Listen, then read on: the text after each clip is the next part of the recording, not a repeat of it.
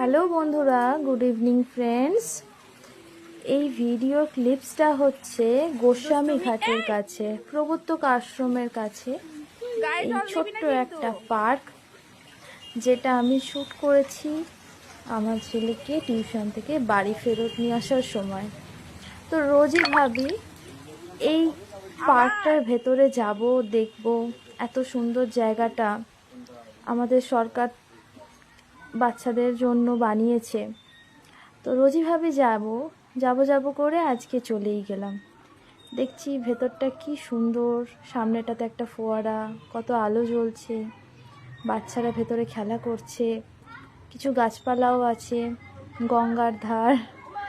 তার মধ্যে আমার ছেলে একটু দুষ্টুমিও করলো।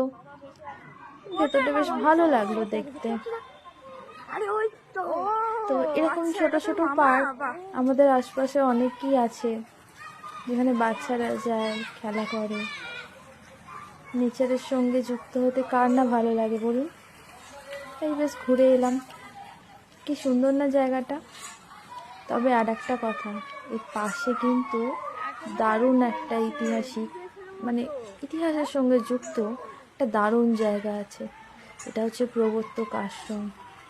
ওই জায়গাটি কিন্তু অনেক মাহাত্ম্য। একদিন সেই মাহাত্ম্যর কথা আমি আমার ভিডিওতে তুলে ধরব।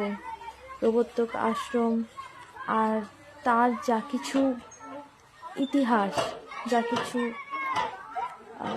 পাঁচ ডেজের যা কিছু জুড়িয়ে আছে, সেখানে মহাত্মা গান্ধী ছিল এবং বিপ্লবীদের যে আস্তানা ছিল একসময় সেই প্রবর্তক আশ্রম, সেই গল্প আমি কিন্তু একদিন আপনাদের সঙ্গে করব। তো আমার এই ভিডিওটা আপনাদের কেমন লাগলো সেটা অবশ্যই আমাকে জানাবেন। আর কমেন্ট পেলে আমারও ভিডিও বানাতে খুবই ভালো লাগবে। আফটার অল চন্দননগর কিন্তু ভীষণই এক্সাইটিং একটা জায়গা।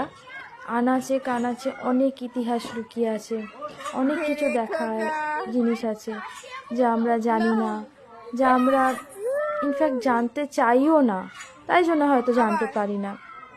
তো জানাবো আপনাদেরকে, তবে কমেন্ট আর লাইকটা কিন্তু খুব দরকার। একটু আমাকে কমেন্ট আর লাইক দিয়ে আমার পাশে থাকবেন। আপনাদেরকে কিন্তু অনেক গল্প বলে শোনাবো চন্দননগরের ইতিহাস। ওকে, টাটা। তো আজকে এইটুকুই এই ভিডিও দিয়ে শেষ করলাম। ভালো থাকবেন।